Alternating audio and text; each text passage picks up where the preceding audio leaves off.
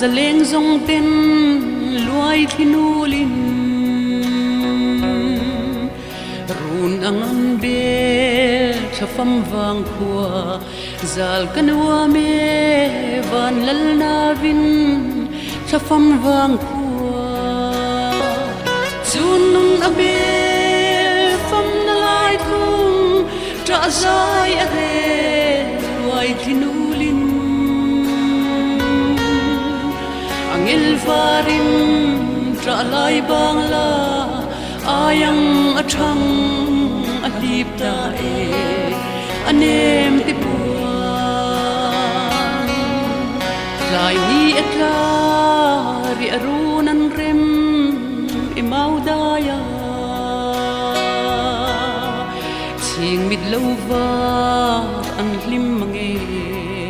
ri arun belin ei zayan rel in zayan rel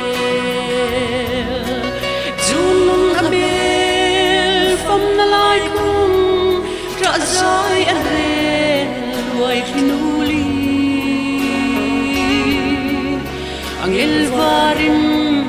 tra lai bang la ayang athang alip ta e anem ti lam tluang zawa an kanem tin